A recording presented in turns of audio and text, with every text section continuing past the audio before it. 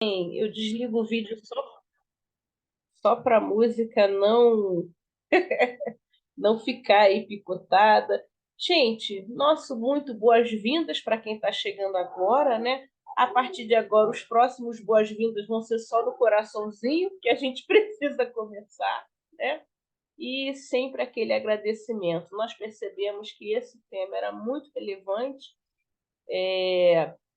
Somos aqui, né, do Conselho Espírita do Estado do Rio de Janeiro, que está nessa equipe eu, Karino Canha, Bernadette Bento, Miriam Vaz, que está aqui também nos bastidores, sob a diretoria da Ana Rosa Airão, que é da área de educação espírita, que também está em outras tarefas, né? Então a gente sabe que sempre tem muitas atividades.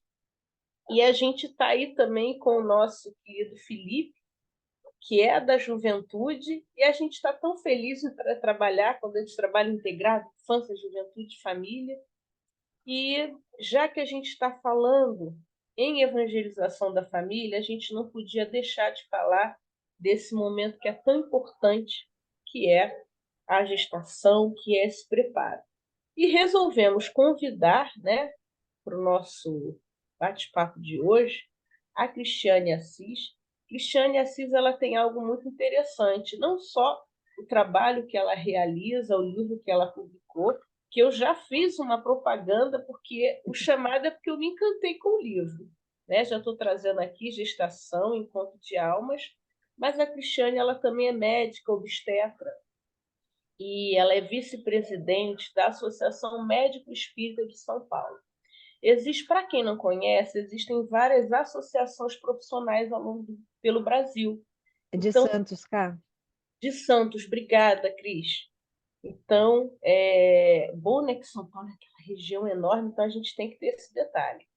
Então, a gente tem aí vários núcleos da Associação Médico Espírita, então, médicos que estão se reunindo para discutir doutrina espírita e medicina, Associação Brasileira dos Magistrados, né? Associação Brasileira dos Psicólogos, a ABRAP. Então, essas associações elas vão nos ajudar muito nesse suporte, nesse trabalho. E aí a gente vai contar com eles para nos ajudar nessa tarefa. Então, acho que eu já falei bastante. A gente vai trazer aqui agora a nossa página de abertura. Né? Deixa eu fazer a apresentaçãozinha. É. Talvez alguns de vocês perguntem, mas é a capinha do livro? Aí eu coloquei aqui, né, para fazer esse lembrete. E a gente vai agora trazer uma página de abertura que tem como título Filhos. Nasce a criança trazendo consigo o patrimônio moral que lhe marca a individualidade antes do renascimento no plano físico. No entanto, receberá os reflexos dos pais e dos mestres, que lhe imprimirão a nova chapa cerebral as imagens que, em muitas ocasiões, lhe influenciarão a existência inteira. Indiscutivelmente, a instrução espera-lhe o espírito em nova fase, enriquecendo-lhe o caminho nesse ou naquele mistério. Contudo, importa reconhecer que a palavra escrita, em confronto com a palavra falada ou com o exemplo direto, revela poderes de repercussão menos vivos, mornemente, quando torturado entre os preconceitos da forma gramatical, e que a voz e a ação prática jazem impregnadas do magnetismo indutivo, que se desprende da reflexão imediata, operando significativas transformações para o bem ou para o mal, segundo a natureza que lhes personaliza as manifestações.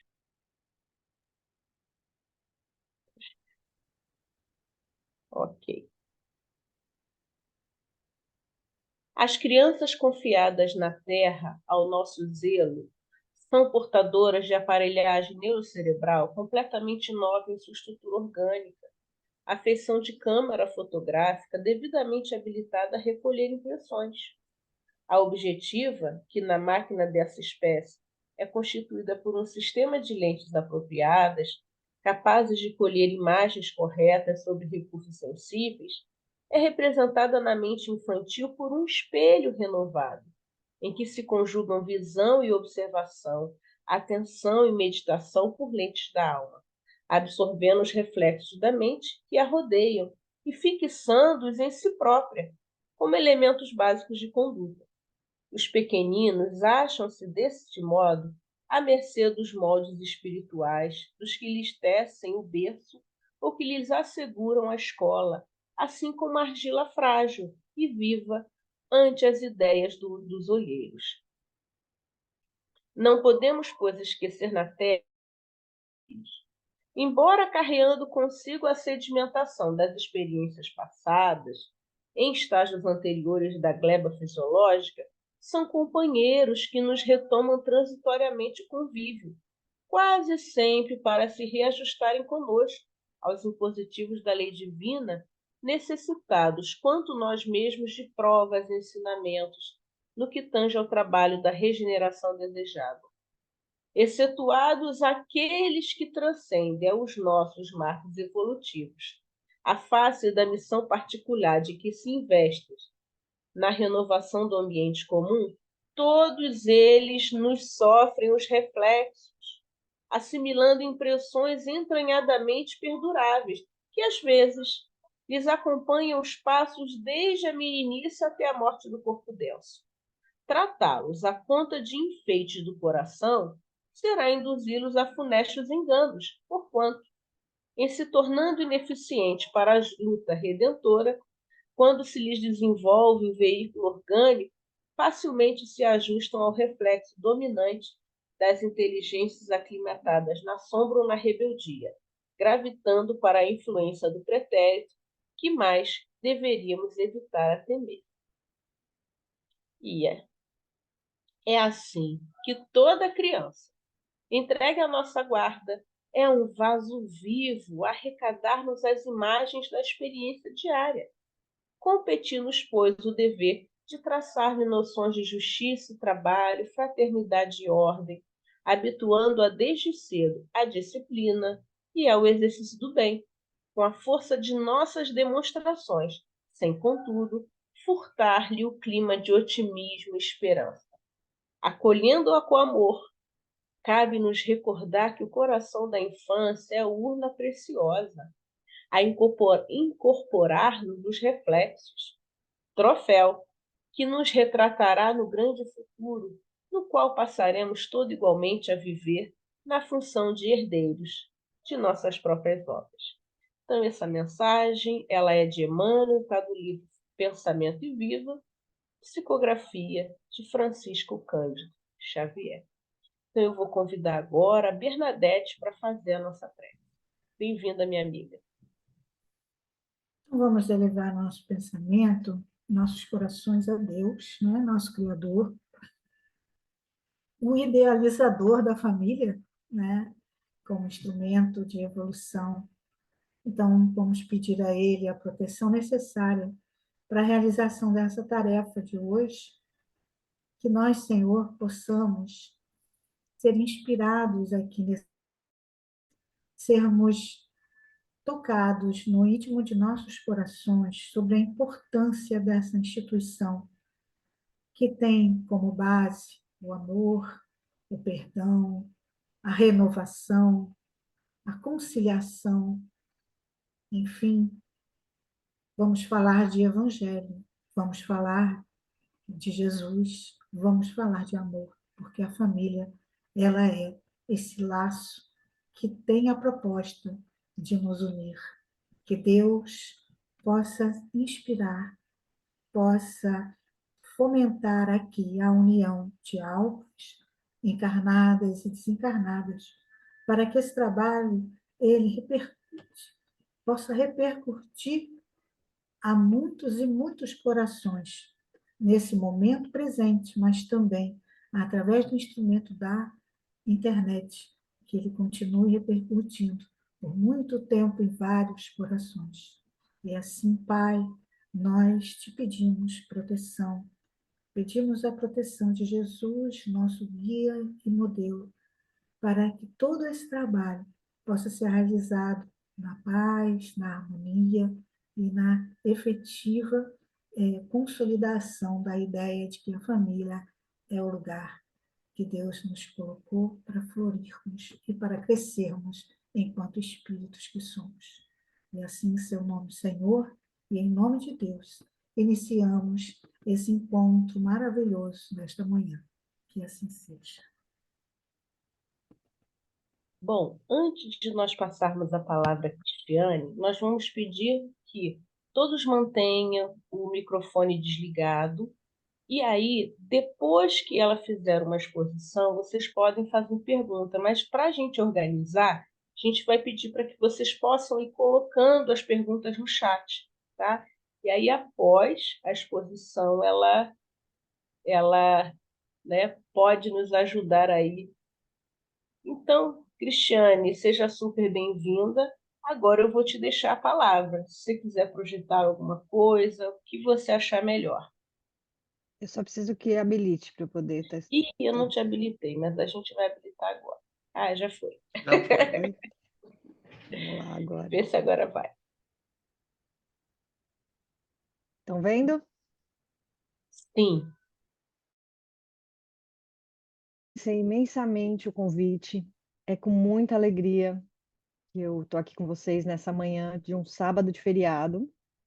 Então, antes de qualquer coisa, parabéns a todos apaixonados como eu pelo tema, que se dispõem a conversar numa manhã. Aqui em Santos está chuvoso, eu não sei como é que está aí no Rio, mas além de tudo é uma grande alegria também poder conversar com vocês desse estado tão querido, onde a gente sabe que no plano espiritual se encontra o nosso lar, né? Eu espero que eu consiga, de alguma maneira, ajudá-los na tarefa que cada um de vocês fazem nesse momento tão importante da vida. Me foi pedido para falar um pouquinho sobre os aspectos físicos, psicológicos e espirituais da gravidez. Isso é muita coisa, não dá para falar tudo em uma hora, mas eu vou procurar condensar o máximo possível. E, para mim, falar sobre esse assunto é estar atuando no meu cerne, porque meu compromisso nessa reencarnação é trabalhar com esses espíritos. Eu sou abençoada de poder, eu trabalho com medicina fetal, de poder diariamente vê-los se desenvolvendo e com eles a família que surge ao redor, né? Dentro das dificuldades, complicações, malformações, mas além de tudo a gente vê a significância do amor e da conexão com a espiritualidade, independente da religião, né?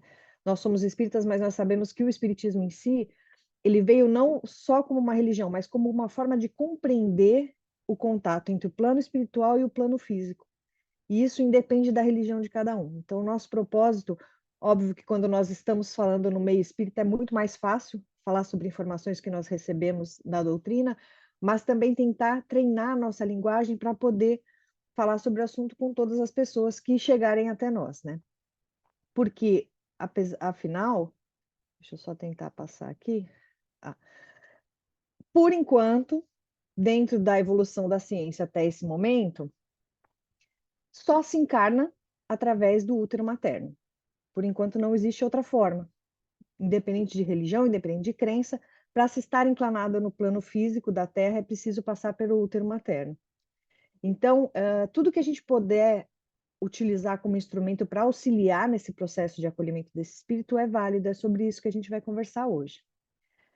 E essa noção de que a emoção materna atua sobre esse ser que está se formando não é nova.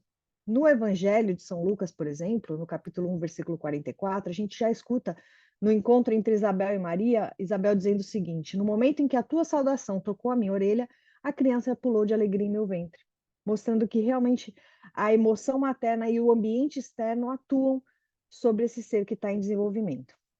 Seguindo um pouco na história, Leonardo da Vinci, no livro Cadernos, ele. Opa, peraí, deixa eu voltar aqui. Ele diz o seguinte: uma mesma alma governa os dois corpos. Desejam e imprime-se às vezes sobre a criança que ela traz no momento em que elas desejam. Todo querer, desejo supremo ou medo da mãe, ou toda dor do seu espírito pode atingir poderosamente a criança, às vezes até matando-a. Então, até esse momento na história, se tinha essa sensação, se tinha essa noção dessa relação, mas não se sabia como isso acontecia.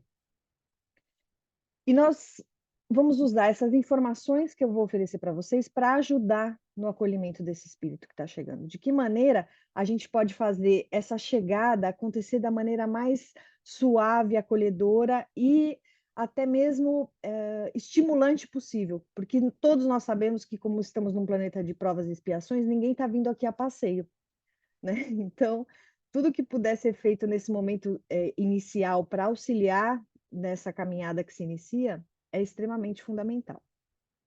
Então, começando pela parte dos aspectos físicos, né, que é o que a gente mais conhece da ciência, é o que mais é falado.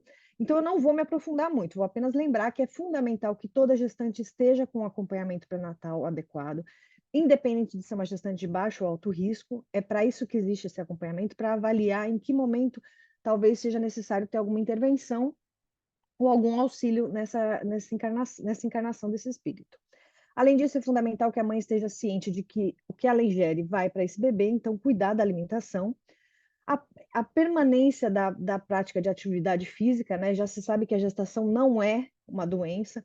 Na época lá da corte da Rainha Vitória, existia essa coisa da sexualidade ser algo proibido, então as gestantes elas eram escondidas. Por isso que se achava que na gravidez não podia fazer nada. Mas hoje se sabe que é fundamental manter a atividade física, mas lembrando que não é para começar a atividade física na gestação, é para já estar fazendo e manter.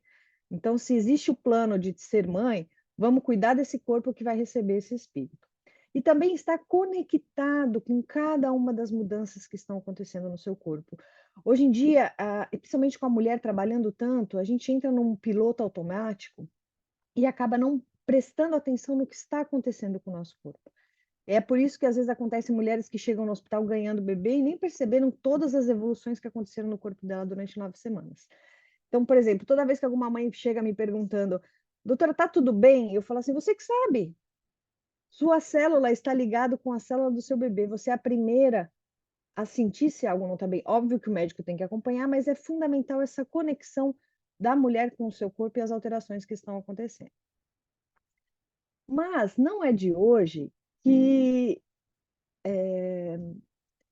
tem se notado uma mudança no conceito de quando esse ser começa a interagir com o meio externo.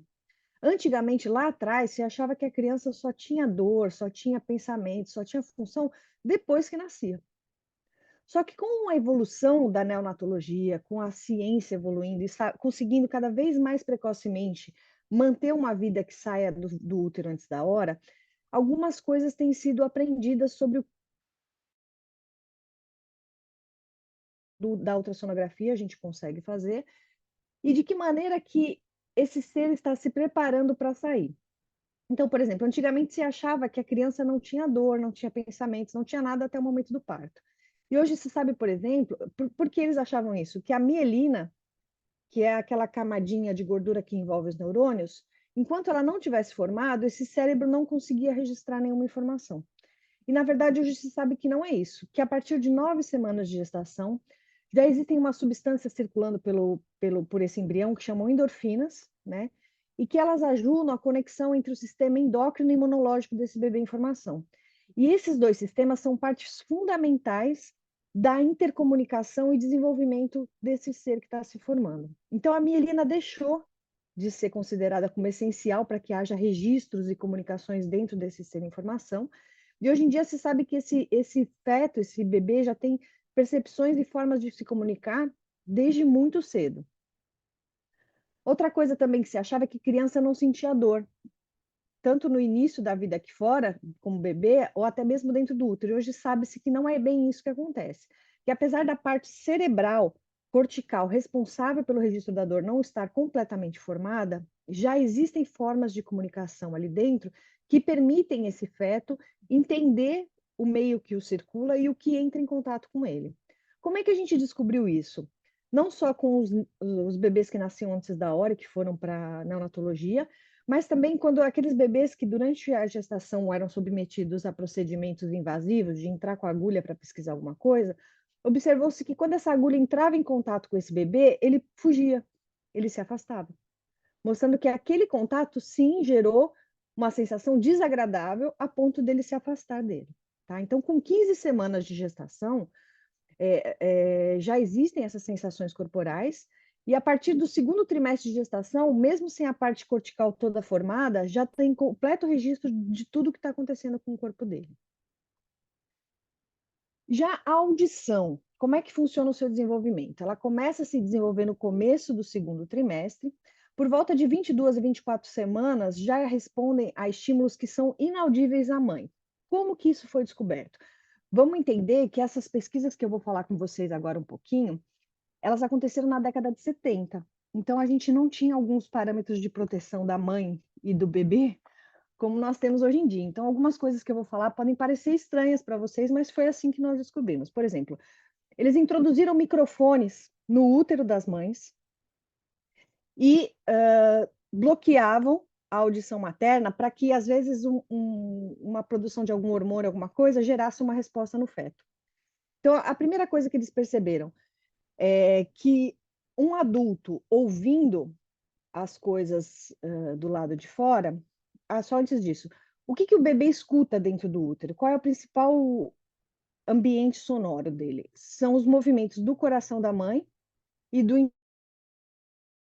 lado de fora, um bebê que você pega no ouvido e faz assim, ele se acalma, porque é um som acolhedor para ele.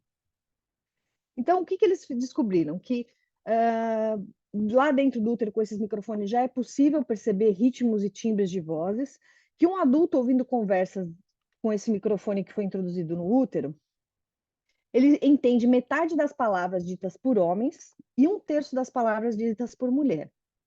E também percebeu-se que a voz da própria mãe da gestante, ela era mais alta do que qualquer som ao redor. Vamos entender isso. Por que, se ela é uma mulher? Porque o som se propaga pela matéria. Então, ele se propagava pelo próprio corpo da mãe, fazendo com que o feto ouvisse mais o som materno do que qualquer outro som. E isso mostra a sabedoria da natureza, né?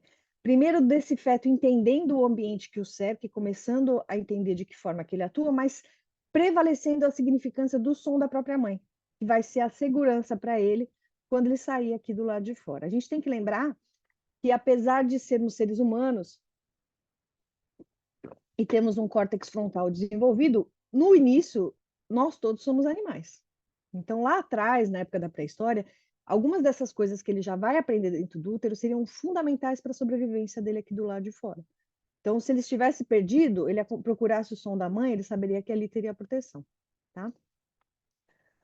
Continuando, um outro estudo sobre audição, esse aqui, como eu falei para vocês, que é bem estranho, na década de 70, o que eles fizeram? Eles puseram esse fone de ouvido nos bebês por volta de 1, 2 dias de vida, num estado de alerta tranquilo, que é aquele que o bebê está acordado, mas está satisfeito, não está de fralda suja, não está irritado, nada disso. E conectaram essa chupeta, esse sugador que ele tem na boca, a um gravador.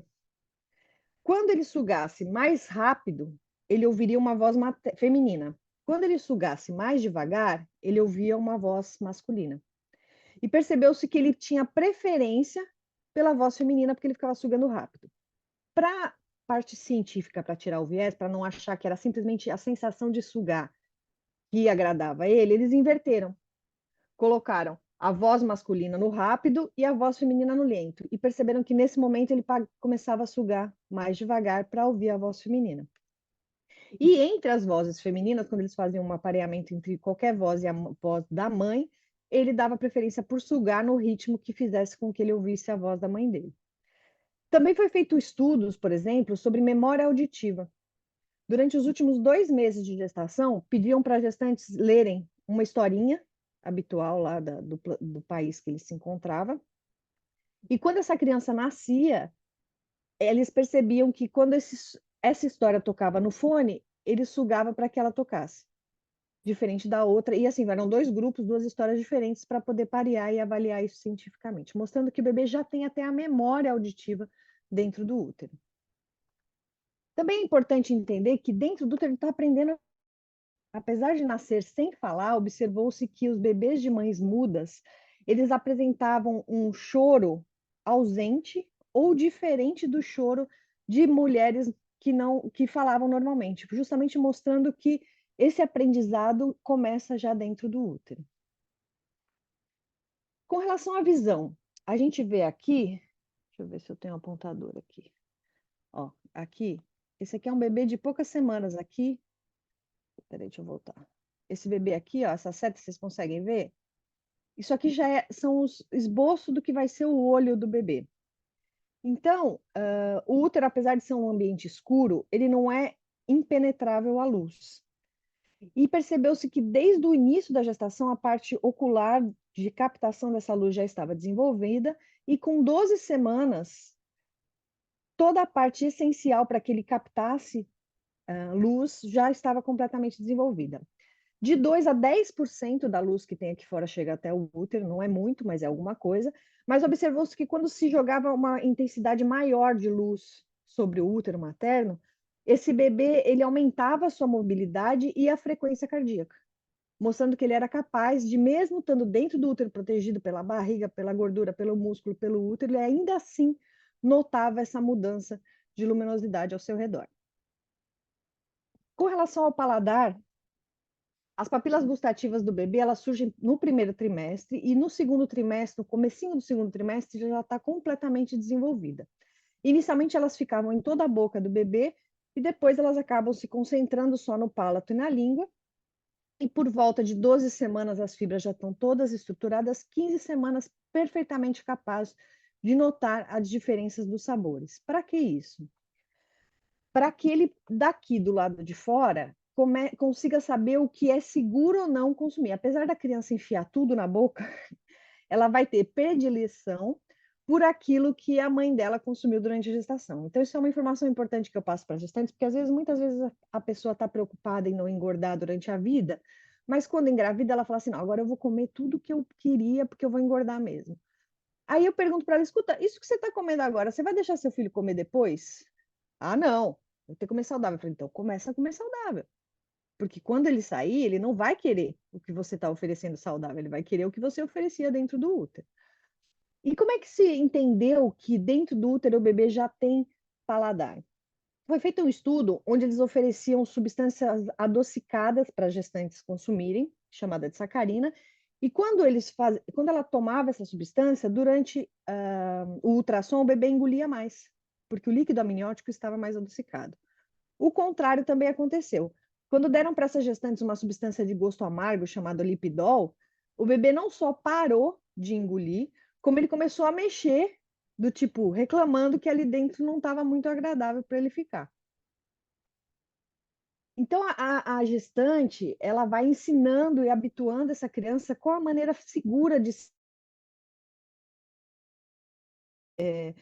que conta, por exemplo, de uma mulher, o livro do Dr. Thomas Verne, depois mais para frente eu vou falar desse livro. Ela era uma indiana que foi passar férias em Londres e acabou entrando em trabalho de parto e ganhou o bebê.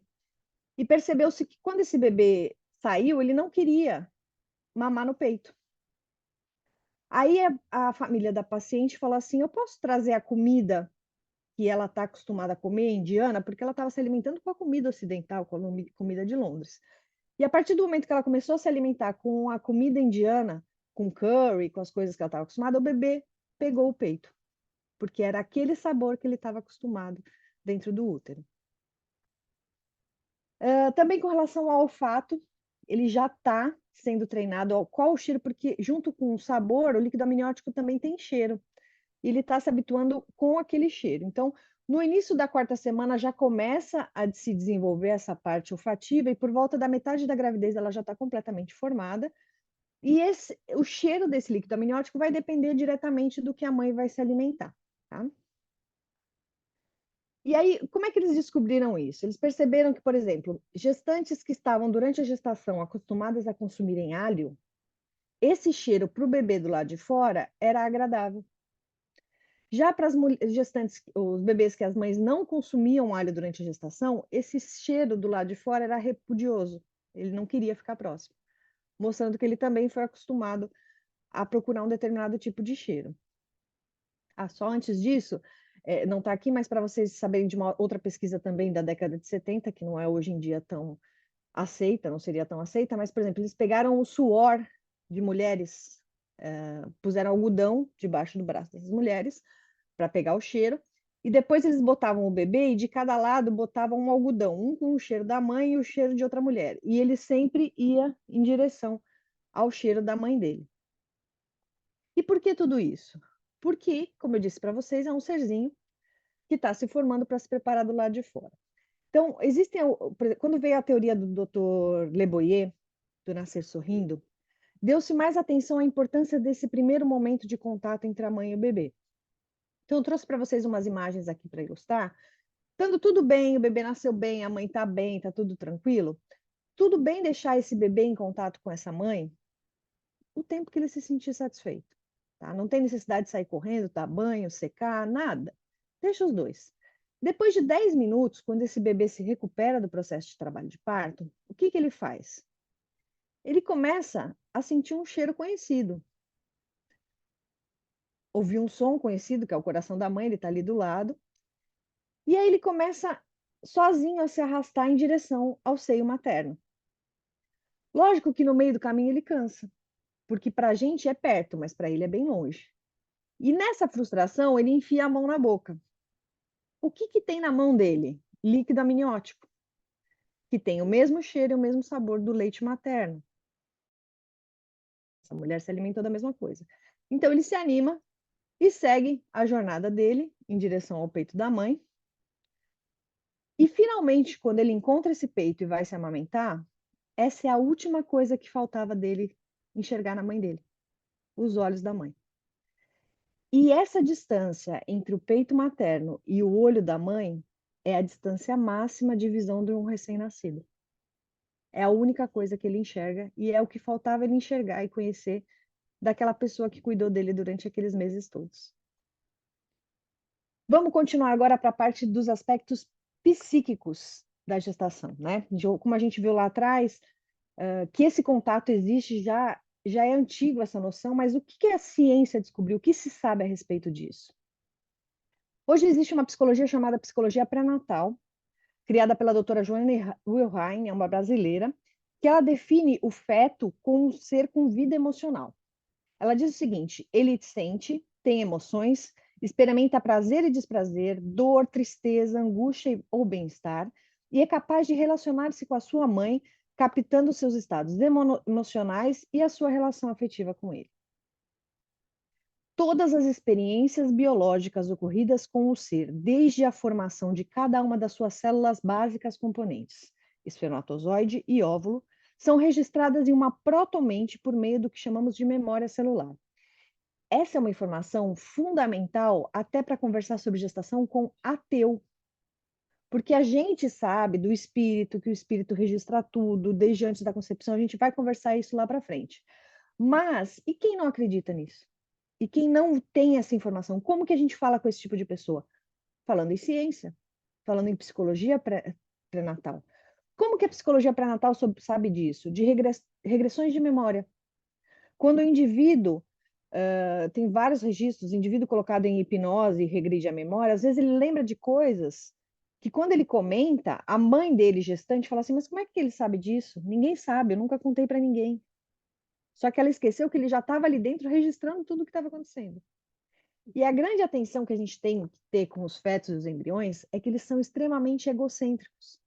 Eles têm uma mente, mas é uma mente muito primitiva, ela está adormecida. Então, ela não consegue diferenciar o que é da mãe, o que é dele, se essa emoção... Às vezes, um filme que ela está assistindo e está se emocionando, ele não sabe que isso é um filme, ele só sente a emoção. Então, é importante, depois a gente vai conversar mais para frente, essa gestante também proteger essas emoções e ressignificá-las para que ele não marque aquilo como dele e isso lá no futuro possa intervir até na vida adulta desse indivíduo. Às vezes de maneira mais forte do que as lembranças conscientes. Foi feito um estudo muito interessante em Ohio, na Field Research Institute, onde eles procuraram ver de que maneira se comportava a frequência cardíaca dos fetos diante de um estímulo estressante. Era um som alto, e aí eles separaram esses bebês. O tipo dos bebês que, quando esse som era acionado, aumentava muito a frequência, ou o tipo dos bebês que não se alteravam com relação a isso, e dividiram em bebês imperturbáveis e emotivos. E aí eles foram observar esses bebês lá na adolescência e na infância, de que maneira era a personalidade dessas crianças. E aí eles viram o quê? Que os bebês imperturbáveis, aqueles fetos que diante do estímulo sonoro se mantinham indiferentes, quando chegavam na adolescência, eles tinham uma imaginação muito discreta, principalmente na hora de descrever as coisas. As descrições deles eram muito concretas. Já os bebês emotivos, que eram aqueles que o coração acelerou diante do estresse, eles, durante a adolescência, eles tinham um comportamento mais emocional, mais criativo, mostrando que essa personalidade, esse comportamento já surge desde intraútero. Como a gente sabe, isso tem a ver com o espírito, né? Que é quem vai conduzir isso. Mas também, novamente, para as pessoas que não acreditam ou não querem acreditar, a gente pode usar essas informações para conversar a respeito. Esse é o livro que eu conversei para vocês, o livro A Vida Secreta da Criança Antes de Nascer. É um livro muito antigo, muito difícil de achar, só em sebo, mas que o Dr. Thomas Verne foi um dos precursores desse estudo da relação da criança intraútero com a mãe dele. E aí, nesse livro, ele descreve que existem 3 tipos de comunicação entre o bebê e a mãe. A primeira delas é a comunicação fisiológica, é aquela que facilmente a ciência quantifica hoje em dia, que ela é inevitável, mesmo nos casos onde a mãe não quer a gestação, essa comunicação acontece porque é a forma que a mãe tem para oferecer para esse bebê os nutrientes que ele precisa, certo? A comunicação comportamental, ela também é facilmente quantificável através dos exames de ultrassom. Então, ela mostra de que maneira o feto reage diante das emoções da mãe. Então, primeiro eu vou contar para vocês esse caso do Dr. Reinaldi, que está descrito no livro, que também é uma experiência que não seria muito aceita hoje em dia, onde eles fizeram uma maca com um buraco no meio e colocaram a gestante de barriga para baixo. Por que isso? Porque sabe-se quando a gestante está em decúbito ventral, a movimentação do bebê diminui ou fica praticamente ausente. Só que eles não contaram isso para as gestantes. Eles simplesmente pegavam o transdutor, encostavam na barriga da mãe por debaixo dessa maca e falavam assim: a informação passada para a gestante era: o bebê não está mexendo. Diante do estresse ocasionado por essa informação para a gestante, imediatamente esse bebê começava a se mexer, como se para mostrar: não, mãe, tá tudo bem, eu tô vivo, eu tô aqui, tá tudo tranquilo. Então, mostrando essa resposta. E isso, vou contar agora da minha experiência no dia a dia. Quando a gestante vem saber o sexo do neném e ela tem uma predileção por um determinado sexo, é muito comum essa criança fechar as pernas de uma forma que eu não consigo enxergar a genitália desse bebê.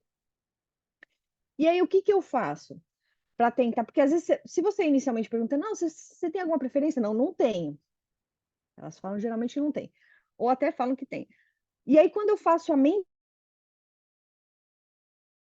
qual vai ser o nome? Quando ela dá essa relaxada e conecta com outra genitália, aí o bebê abre as pernas e mostra. Por que isso? Porque o feto também, além de egocêntrico, ele tem uma necessidade muito grande de satisfazer a mãe. Então, se a mãe quer um menino e é uma menina, o que que ele vai fazer? Vai esconder para ela achar que é uma menina e continuar dando para ele aquelas emoções gostosas que ela está sentindo. Mas é fundamental essa conexão com a realidade, porque existe o bebê ideológico que ela põe na cabeça e tem o bebê verdadeiro que é o que está ali, informação. E esses pensamentos contraditórios, como a gente vai ver, vai gerar algum impacto sobre essas crianças. E por último, a terceira forma de comunicação é a comunicação por simpatia. Ela faz uso das formas anteriores, a fisiológica e a comportamental, mas ela vai além. Por exemplo, existe um estudo na Universidade de Duke que chama esse tipo de comunicação extrasensorial. O que é isso? Seria um intercâmbio entre a mãe e o bebê na forma de sonhos, né? Nós, espíritas, sabemos que é no momento do sonho que há a desconexão dos espíritos e a possibilidade de troca, mas a ciência, por enquanto, fica nessa informação da comunicação extrasensorial. E esses estudos são tão sérios e tão validados que eles são amparados pela American Association for the Advanced, uma instituição que só valida estudos realmente sérios e efetivos. Um estudo muito legal que foi realizado, ele comparou bebês chineses com bebês americanos. E perceberam que os bebês chineses eles eram mais calmos e choravam menos. E de que maneira eles explicavam por que que isso acontecia. A única explicação que eles encontraram era porque a cultura oriental é diferente da cultura ocidental. Agora me digam como é que um bebê sabe em que país que ele nasceu? Em que cultura que ele nasceu? Não tem outra explicação senão ele estar diante desse aprendizado desde sua primeira célula, ao longo de toda a gestação, que o condiciona a se comportar aqui do lado de fora. Um outro estudo muito interessante, uma outra observação, foi feita na África, nas regiões rurais, onde lá as mulheres carregam os bebês dessa forma que estão aí na foto, amarrados nas costas. E elas são capazes de perceber exatamente qual o momento que essa criança vai querer urinar e evacuar para se desamarrar e a criança poder fazer isso fora do corpo dela. Inclusive, aquelas que depois de 7 dias de vida não forem capazes de fazer isso são consideradas como mães pouco dotadas, porque elas não foram capazes de se vincular com os seus bebês desde intraútero para perceber as necessidades deles aqui do lado de fora. Continuando, foi feito um estudo muito interessante na Austrália, na Universidade de Salisbury, pelo Dr. Gerhard Rotman, onde ele fez 2 tipos de questionário. Primeiro, inicialmente ele perguntava para gestantes: você queria estar grávida? E registrava a informação. Depois ele aplicava nelas um questionário que era capaz de perceber inconscientemente o desejo ou não dessa mulher estar grávida. Nesses resultados, ele dividiu elas em 4 categorias. Quais foram essas 4 categorias? A primeira delas foi a categoria das mães ideais, que eram aquelas que tanto conscientemente quanto inconscientemente queriam a gestação. E perceberam o quê? Que essas gestações transcorriam sem problema algum, os partos eram fáceis e que na primeira infância essas crianças elas eram física e emocionalmente saudáveis. O extremo oposto seriam as mães que eles chamaram de catastróficas, que eram aquelas que de forma alguma queriam a gestação, tanto conscientemente quanto inconscientemente. E essas gestações, elas se desenvolveram com muitos problemas médicos no seu decurso, no seu transcurso. Teve muitas gestações prematuras, muitos bebês pequenos para a idade gestacional, que foram aqueles que não receberam os nutrientes necessários, e que na primeira infância essas crianças apresentavam grandes problemas emocionais. E aí vem a parte mais interessante, que são as mães que tinham 2 informações. A primeira delas são as mães ambivalentes, que conscientemente você perguntava para ela assim: você queria estar grávida? Não, queria. Só que no inconsciente dela existiam inúmeras incertezas com relação a trabalho, mudança do corpo, estresse, dor, uma série de coisas. E isso gerou para essas crianças no futuro, quando elas nasceram, distúrbios comportamentais e grande quantidade de problemas gastrointestinais. Por exemplo, refluxo, uma série de complicações. E o outro caso são aquelas mães indiferentes, que se você perguntasse: você queria estar grávida? Ela falava: não, de jeito nenhum. Tá, é muito caro ter filho, eu vou perder meu emprego, pode ter algum problema. Conscientemente, elas tinham muitas dúvidas. Mas na hora do teste, elas mostravam que elas queriam muito aquela gestação. Aí a gente pensa: bom, então, nesse caso, deve ser legal. A criança deve nascer bem, porque lá no fundo a mensagem que ela está recebendo é de que a gestação é desejada. Mas não foi isso que se observou.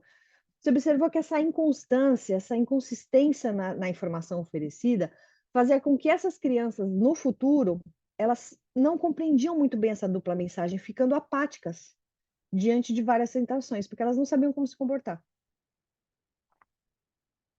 Bom, continuando agora, eu vou conversar com vocês um pouquinho sobre o aspecto espiritual, que é o que a gente mais tem informações, né? Pelo menos quem busca se informar a respeito.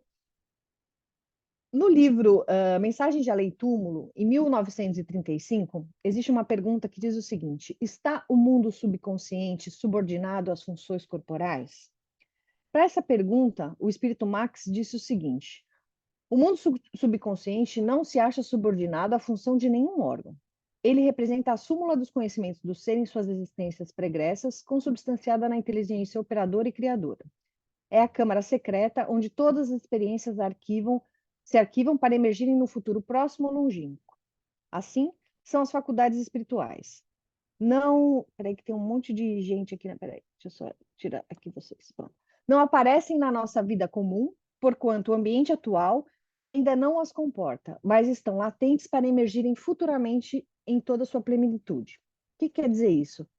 A mente, o subconsciente, que é o que registra essa pequena informação, tudo que está acontecendo desde a primeira célula fundadora, ela não está ali nesse corpo informação. Ela está no espírito. E quem foi esse espírito Max? No futuro, ele se apresentou como Bezerra de Menezes. No livro Entre a Terra e o Céu, no capítulo 30, no livro Entre a Terra e o Céu, conta a história da gestação da Zulmira, está grávida do Júlio, e eles estão tendo algumas complicações nessa gestação, e o espírito orientador diz o seguinte, que os pensamentos de Zulmira guardam imensa força sobre os de Júlio, tanto quanto os de Júlio revelam expressivo poder sobre a mãezinha. As mentes de um e do outro se justapõem, mantendo-se em permanente comunhão, até que a natureza o complete o serviço que lhe cabe no tempo. Certos estados íntimos da mulher alcançam, em algum modo, o princípio fetal, marcando-o para a existência inteira. É que o trabalho da maternidade assemelha-se a delicado processo de modelagem, requisitando, por isso, muita cautela e harmonia para que a tarefa seja perfeita. Exatamente como Emmanuel, no começo dessa nossa conversa, mostrou para a gente no livro Pensamento e Vida. Então, o que a gente pode fazer, né? De que maneira, com todas essas informações que a gente conversou, porque a gente viu até aqui que tem influência. O que a mãe sente tem influência. E assim, eu falo mãe, mas a gente precisa lembrar que essa mãe está num ambiente social. E existem inúmeros trabalhos mostrando que, por exemplo, um relacionamento conjugal adverso leva a complicações para essa criança no futuro. Ou, ao contrário, que mulheres com suporte social desenvolvem, por exemplo, uma resposta ao estresse menor do que mulheres que não têm esse amparo. Então, a gente está falando aqui de gestante, mas tem que lembrar que é um contexto, é uma família e que vai ser um suporte para essa mulher que está trazendo um novo ser, um novo membro para esse ninho, né? Então, o que a gente pode orientar? De que maneira a gente pode orientar essas gestantes a auxiliar nesse processo? O primeiro deles, como eu falei para vocês, é o gerenciamento do estresse. A medicina chinesa, na sua sabedoria milenar, ela costuma dizer que a gestante tinha que ficar dentro de uma bolha para que nada a afetasse. Óbvio que a gente, principalmente na nossa sociedade ocidental, não tem como isso acontecer. Mas quem faz essa bolha é a gestante. Percebendo que emoções, que situações ela pode permitir que afetem o seu bebê. Porque tudo que ela sentir vai ser registrado por ele. Ah, mas não dá, o trabalho está muito ruim. Dane-se. Você está gerando um ser humano. Quem mais precisa de você nesse momento é este ser humano. E se nas situações mais extremas, tipo, aconteceu uma perda familiar, aconteceu um acidente, a emoção veio, o que ela pode fazer? Ela pode já ressignificar esse registro dentro da mente dessa. A primeira delas, lembrando em não falar palavras negativas. Porque essa mente ela é tão primitiva que ela não entende o conceito do não. Então não adianta falar assim, bebê, isso não é com você. Porque ele vai registrar o quê? Bebê, isso é com você. Então, sempre, isso é neurolinguística, tá, gente? Sempre conversando com esse pequeno cérebro de uma maneira positiva, tipo, bebê, aqui fora tá um pouco bagunçado, mas com você tá tudo bem. Você é saudável, você é amado. Isso já é o suficiente para bloquear essa emoção negativa, para que ela não se impregne ali naquele cérebro, naquela mente informação. Uma prática muito pesquisada, que tem mostrado-se muito efetiva, é a respiração diafragmática. Ela faz parte de algumas técnicas de exercício, mas a respiração em si, o que se observa? Em situações de estresse, ansiedade, a mulher libera o quê? Adrenalina. A adrenalina vai mudar, adrenalina e cortisol, né? São hormônios que isso é uma palestra à parte, mas assim, eles atuam na pressão sanguínea dela, ele atua no nível de açúcar no sangue, atua no crescimento do bebê, atua em uma série de coisas. E que forma prática existe para bloquear essa adrenalina, esse cortisol? A respiração diafragmática, porque ela libera a noradrenalina, que é um antígeno da adrenalina, e ela também diminui a frequência cardíaca dessa mulher. Então, ela vai tranquilizando e diminuindo esse estado acelerado num estado mais tranquilo. E é uma ferramenta muito importante também, se ela treinar durante o pré-natal, para ser usada, por exemplo, no trabalho de parto em si. porque também ajuda a diminuir a dor. Fora isso, existem uma série de técnicas da medicina complementar que são muito estudadas e muito efetivas para auxiliar a gestante nesse processo, na parte física, né? Por exemplo, a medicina chinesa, eneagrama, meditação, yoga, florais, homeopatia. Felizmente, hoje em dia, no SUS, existem algumas dessas técnicas acessíveis a toda a população, então o estímulo dessa utilização, principalmente com relação a dores, desconfortos, é muito interessante. E o mais importante de tudo, a conexão com o Criador, independente da crença da pessoa, independente do nome que se dê para esse Criador, se é Deus, se é Alá, se é Buda, se é grande pensador, ou seja o que for.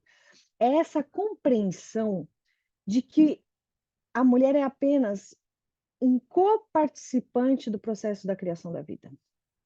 Porque é natural que a gestante, quando você tem alguém sobre os seus cuidados, você queira controlar tudo. E isso é extremamente desgastante, isso é extremamente adoecedor, isso é cansativo. E quando você mostra para ela que existe alguém acima dela no controle, isso faz toda a diferença. Reequilibra essa mulher para poder oferecer e ser instrumento de tudo isso que está acontecendo por detrás. Né? É muito legal quando a gente conversa com gestantes, que, por exemplo, a primeira pergunta que eu faço, quando tem alguma coisa, eu falo assim, aí a primeira resposta fala, é meu. Eu falo, não, não é. Ah, é do meu marido? Não, não é. É de Deus. Eu falei, pois é. E quando a gente entende isso, é fundamental não só para a gestação, porque a gestação, apesar de ser um período muito significativo, é só o primeiro passo desse espírito que está reencarnando. A gente tem um espírito que a gente está recebendo, ao qual nos cabe conduzi-lo. Santo Agostinho já diz no Evangelho segundo o Espiritismo que nós, quando morrermos, desencarnarmos, seremos cobrados do que foi feito dos filhos que nos foram emprestados. E esse conceito é fundamental, porque a gente entende a nossa participação, o nosso lugar nessa história toda. Eles não são nossos. Por exemplo, no caso de uma mulher que perde um bebê, ela chega falando assim, eu perdi um bebê. Eu falo, você não perdeu? Não, perdi. Não, você não perdeu, você não tinha, era seu. Ah, não era meu, então. Ele continua sendo seu filho, só não está aqui. Isso faz uma ressignificação e um alívio para essa mulher impressionante. No livro Missionários da Luz, a gente tem vários livros da doutrina espírita, mas esse livro em particular é um xodó meu, tanto que meu filho chama Alexandre por causa do Alexandre, mas a gente tem algumas orientações de como que se dá esse processo de criação desse espírito, né? Antes mesmo da concepção. Então, lá no nosso lar, existe um departamento, que é o Ministério, que é o Ministério da Regeneração, e nesse ministério existe um instituto de planejamento das reencarnações. O que acontece lá? Tudo. Cada pequeno aspecto desse ser que vai reencarnar é planejado, é organizado. Esse espírito reencarnante participa disso? Depende. Depende se ele tem mérito ou não. Mas não existe um ser humano encarnado aqui sobre o qual não se foi dedicada alguma atenção para que ele esteja entre nós. Lógico que o nível de atenção que se dá a esse processo é proporcional ao comprometimento de atuação desse ser aqui do lado de cá. Né? Quanto mais comprometido, mais atenção. Óbvio que não existe dogmatismo, não existe pragmatismo, não existe imposição. Existe um planejamento que, se você seguir naquele caminho, as coisas vão naquela direção que você organizou. Vamos dar um exemplo. Chico Xavier dizia que ele tinha uma dor no olho. Aí você pensa, poxa, o Chico Xavier tinha algum problema para ter dor? Óbvio que ele era um espírito que não tinha uma necessidade de expiação tão grande, mas essa foi uma escolha dele. Ele sabia que quando esse olho começava a doer, ele estava se desviando do caminho que ele vinha. Então, esse é um conceito muito importante que a gente tem sobre o processo de adoecer. O adoecer não é uma punição. O adoecer não é um castigo. Ele é simplesmente um reflexo de uma conduta equivocada que você teve, que vai te fazer parar e pensar o que você está fazendo. Se você mantiver aquele comportamento, essa doença vai progredir. Se você mudar esse comportamento, essa doença vai melhorar e, de acordo com o seu merecimento, ela pode até desaparecer. O Divaldo conta, por exemplo, que ele um dia estava infartando, estava muito mal do coração, e aí o médico virou para ele e falou assim, ó, se você não fizer nada, se você ficar na cama, você vai viver mais 45 dias. Aí ele estava lá na cama, disse que a Joana chegou para ele e falou assim, o que você está fazendo aí? Bora, tem sessão lá no centro. Ele falou, não, eu estou morrendo, eu estou 90% morto, eu não posso sair daqui. Aí disse que a Joana falou assim, e que vantagem você tem sobre mim que estou 100% morta? Bora, levanta, eu prefiro que você morra trabalhando do que permaneça vivo sem produzir. Então a gente precisa lembrar sempre disso, que a doença, que as inconveniências da vida, elas não vêm como punição, mas só como um reflexo de algo que foi equivocado e que precisa ser reorganizado. E aí, uma vez que esse planejamento é realizado, o encontro desse espírito com os pais se dá antes mesmo da concepção. Esse espírito reencarnante vai se aproximar do perispírito da mãe dele, porque é ele que vai direcionar qual o óvulo que vai ser fecundado, qual óvulo que vai eclodir, e esse óvulo vai atrair o espermatozoide, que vai seguir esse planejamento que foi feito lá no plano espiritual. Óbvio que isso não acontece sozinho, tá certo? Eu sempre falo para gestantes, quando elas estão ansiosas, preocupadas, que assim, em nenhum momento da vida você vai ter mais amparo do que na gestação. Porque ali, para te ajudar, está o seu mentor, o mentor do seu parceiro, o mentor do seu filho, os espíritos construtores. Tem muita gente que ainda, fora os amigos, né? Porque às vezes a gente fica com medo de reencarnar, a gente fala assim, ó, amigo, vamos lá, me dá uma força, tal, me dá uma ajuda. Então, assim, tem muita gente querendo ajudar. Só que eles só vão conseguir ajudar se você permitir. E de que maneira que a gente orienta essas gestantes a se tornar um canal acessível para ser um instrumento adequado nesse processo reencarnatório?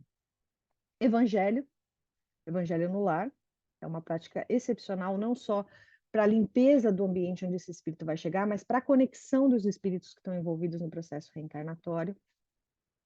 O passe pode ser dado em gestantes, ela vai receber as energias necessárias para auxiliar nesse processo. A água fluidificada, que é a continuidade do tratamento no centro espírita, é na água fluidificada que os espíritos superiores vão continuar enviando as energias que essa gestante e esse espírito reencarnante necessitam, mas lembrando que, em nenhum momento, isso é milagroso. Em nenhum momento é unilateral esse processo. Para que a pessoa seja beneficiada pelo passe, pela água fluidificada, ela precisa estar disposta a se modificar e a receber aquilo que está sendo oferecido. Também temos a manutenção do padrão mental, porque, como a gente sabe, a gente atrai aquilo que a gente pensa. Então, ai, tá difícil de pensar. Gente, hoje em dia tem podcast do Haroldo, tem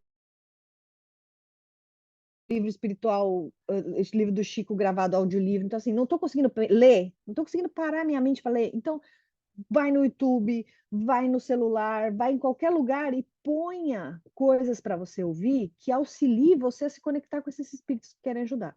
Se você puser um funk, acho que eles não vão conseguir trabalhar tão bem quanto conseguiriam se você mudasse o padrão mental. Porque eles vão trabalhar, eles vão, porque eles conseguem fazer milagre, mas se a gente ajudar, é muito bom.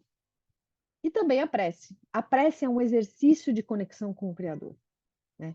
Deus não está para nos servir, para satisfazer os nossos desejos, e se Deus é onipotente, onisciente, por que eu preciso falar com Ele? Para você aprender a falar com Ele. Para você entender que o que você pede que é correto, que é o que você recebe, e o que você pede que é equivocado, que você não recebe. A prece nada mais é do que um exercício de conexão, sem contar em todos os benefícios que a gente já soube nos livros do André Luiz, o quanto que as emanações de uma prece podem ser benéficas e auxiliares. Bom, pessoal, o resumo do resumo do resumo é isso. Se alguém quiser se aprofundar um pouco mais, tem o livro, que a Karina já falou, Gestação e Encontro entre Almas. Ele está esgotado a primeira edição. Em alguns lugares vocês encontram, mas na Amazon, quem tem o Kindle Unlimited, ele está disponível lá para baixar em PDF, tá bom? Esse é o meu e-mail, qualquer coisa que precisar, qualquer contato, eu estou à disposição, tá bom? Obrigada, Cristiane. Vou pedir para você descompartilhar a tela. Claro, claro, claro. Deixa eu só ver. Queria aproveitar aqui uma pequena fala que a gente criou no SES, Eita, na nossa federativa. quem disse que eu sei fazer isso? Você não consegue Espera fazer aí. isso para mim? Aqui, vê se tem um botãozinho vermelho em Ah, cima. vermelho. Peraí, o verde está aqui. Peraí. Deixa eu fazer um ESC. Ah, achei, pronto. Agora foi. Até aproveitando aqui falar com todos, a gente tem no SERJ, lá no YouTube, um canal que a gente chama TV Meditação e Oração. O que é isso? São várias orações já prontas, várias meditações, e as meditações nós tivemos o cuidado até de fazer curtas, para que possa auxiliar. Às vezes, independente, né, de estar ou não gestante, mas é um recurso para a gente melhorar a vibração, para a gente conseguir aí se harmonizar. E aquele dia que está confuso, às vezes eu estou em casa, arrumando a casa, e eu coloco lá as orações, as músicas, para que isso possa ambientar o lar. Então fica aí. Olha, tivemos aqui várias perguntas. A gente vai começar aqui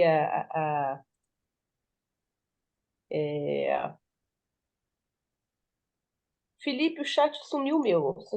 Tem como me ajudar? Gente, é que eu achei meu chat. Ah, não Peraí, achei. Vai achou? lá, meu amigo. Vai lá, pode falar, pode fazer uma. Primeira. Nós temos aqui várias perguntas, Cristiane. Uma delas é da Maravilha. Valdelice Aguiar. Ela diz assim: Bom dia, eu estou gestante, estou com 10 semanas. Tive um aborto ano passado, hoje grávida novamente. Percebo que essa gestação está bem diferente em todos os aspectos. O que poderia estar diferente? E aí ela faz uma outra pergunta em relação às atividades que ela realiza na casa espírita. Eu posso fazer atividade mediúnica na casa, no caso ela como gestante, né?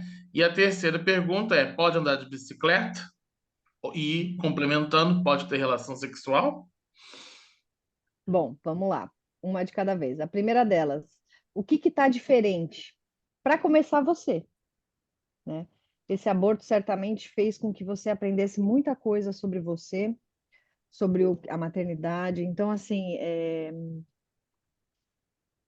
o abortamento, ele é um recurso da espiritualidade, tanto para o espírito que vem, quanto para a família que o recebe. Porque Deus usa o mal para o bem. Então, óbvio que ele não fala assim, você vai abortar, não existe isso, né? Existe uma alteração num contexto, e não necessariamente também, eu abortei porque eu fui uma pessoa ruim e abortei em outras vidas. Não, às vezes por amor a esse espírito que está passando, precisando passar por essa experiência, você se submete a esse processo, né? A gente sabe que na espiritualidade, às vezes, existem alguns espíritos tão voidizados após um suicídio, por exemplo, que esse despertar da explosão embrionária é fundamental para que lá no plano espiritual ele possa receber um tratamento. Então, assim, você é uma pessoa diferente, a gente não sabe se esse espírito é um espírito diferente, tem tanta coisa envolvida no planejamento reencarnatório, talvez a sua conexão com a criação esteja maior e você esteja mais confiante, então tem uma série de coisas que podem interferir e fazer com que a gestação esteja acontecendo de forma diferente. Não nos cabe olhar minuciosamente para cada caso em si, porque a gente não tem esse poder de pegar o arquivo lá do Instituto de Planejamento de Reencarnação e saber de tudo. Tem coisa que a gente talvez descubra só quando desencarnar, ou talvez nunca descubra, vai saber. O importante é que a gente, em cada momento, esteja conectado e ciente das oportunidades de aprendizado que ele oferece. Com relação à parte mediúnica, existem alguns trabalhos, o Dr. Paulo Batistuta faz algumas publicações sobre gestantes mediunizadas, com um trabalho mediúnico, mas não se recomenda. Por quê? Porque você já está com um outro espírito ali atuando diretamente no seu corpo. E é um momento tão importante que vale a pena dar uma pausa e cuidar desse espírito reencarnante. Óbvio que existem algumas exceções de mulheres que precisam muito disso como uma forma até terapêutica para estar equilibrado durante a gestação, mas eu acredito que isso deva ser conversado da casa que cada uma frequenta. Com relação a andar de bicicleta ou ter relações sexuais. Quando as gestações estão bem, sem sangramento, sem abertura de colo, sem nada disso, não há por que isso não acontecer, pelo menos até uma determinada fase onde a barriga não permite andar de bicicleta. Mas isso só pode ser liberado pelo obstetra, porque é ele que vai saber de todo o histórico, ele que vai ter feito o exame de toque para saber se o colo está aberto, ele que vai saber se tem algum sangramento, algum risco. Então, assim, não tem como eu dizer aqui se pode ou não andar de bicicleta ou ter relação, tá? Melhor o seu médico dizer. Respondi? Obrigada, Cristiane. Olha, uma outra aqui, acho que até numa mesma sequência. A Daiane Trindade, bom dia. Eu tive há 2 anos atrás um aborto. Estou com 8 semanas de gestação. Acredito que estou com medo de curtir minha gestação pelo que aconteceu no passado. Eu posso estar passando esse medo para o meu bebê? Olha que pergunta. Bom, vamos lá. Antes de qualquer coisa, bom dia, né? Novamente, mas assim, é, o aborto espontâneo, ele é muito mais frequente do que a gente fala. Essa é uma dor silenciosa de muitas mulheres, né? Às vezes por vergonha de se sentir culpada, de que o corpo não obedeceu, isso é muito mais comum acontecer, mas não é verbalizado. Então, a primeira coisa é entender que, como eu disse, sendo o instrumento da criação, é algo sobre o qual você não tem controle, né? O que causou, por que foi? Óbvio que existem algumas situações na medicina que são investigadas pelo médico e que alguns casos têm alguns tratamentos, mas ainda assim, não está sob nosso controle direto, né? Óbvio que se o médico manda fazer repouso, a gente faz repouso, se o médico manda tomar um remédio, a gente toma aquele remédio. Mas com relação a essa gestação nova que está acontecendo, é, essa é a parte consoladora do Espiritismo. É entender para esse filho durante o tempo que lhe é permitido, seja de um dia, um mês, um ano, 10 anos, 50 anos, a gente não sabe. A sequência natural é que a gente espere que os pais morram antes dos filhos, mas é algo que a gente não tem controle. Então, nós temos duas opções diante de uma situação dessa: nos entregarmos aos organizadores do plano espiritual e fazer a nossa parte, ou querermos ser maiores que Deus e estar sob o controle de tudo. E isso implica, por exemplo, o medo. O medo é a ausência de confiança, né? O que vai te dar tranquilidade é que o melhor vai acontecer. Se abortar de novo, o que que eu aprendi com isso? Óbvio que ninguém quer. Mas sim, as emoções da mãe podem passar e ser impregnadas e registradas por esse ser em informação, inclusive às vezes até comprometendo esse processo reencarnatório. Porque você imagina, a conexão direta desse espírito que está chegando ali, que já não é muito legal, que ele estava lá e está vindo para cá, né? Que se a gente acha ruim morrer, pior deve ser nascer. Porque a gente está indo do ruim para o bom. Imagina vindo do bom para o ruim. Mas vamos lá. O instrumento direto de conexão desse ser com o meio externo é a mãe. Se essa mãe está tensa, está nervosa, está preocupada, que informação que ela está passando para esse bebê? Ó, aqui fora o bicho está pegando. Não relaxa, não. E esses registros vão ficando. Ah, mas eu sou humana. Realmente, nós somos humanos. A gente vai até um ponto. Então, como é que eu faço quando eu sinto isso? Bebê, respira, se acalma, se conecta com a espiritualidade e diz o seguinte: essa emoção é minha. Você está bem. Você está amparado, você é amado. E que Deus te acompanhe no melhor que puder acontecer. Essa é a ressignificação que a gente pode fazer. Cristiane, acho até que você já trouxe aí uma ideia para a segunda pergunta, que ela extrapola um pouco, mas a gente pode até conversar junto. Você trouxe uma fala que diz assim: nós temos que aproveitar o tempo que Deus nos dá, né? E aí a segunda, a Leila, ela pergunta o seguinte: como orientar esse vínculo afetivo no caso de pais adotivos, né, que recebem esse bebê depois, né? Uma coisa que a constelação familiar mostra para gente, e estudos, é o seguinte: a primeira coisa que um pai adotivo não pode fazer é menosprezar esses pais biológicos. Porque, queira ou não, se não fossem eles, você não teria essa criança para adotar. Então, ao o respeito à oportunidade que esses espíritos deram para a chegada do seu filho é fundamental, porque, queira ou não, biologicamente, ele é feito dessas pessoas.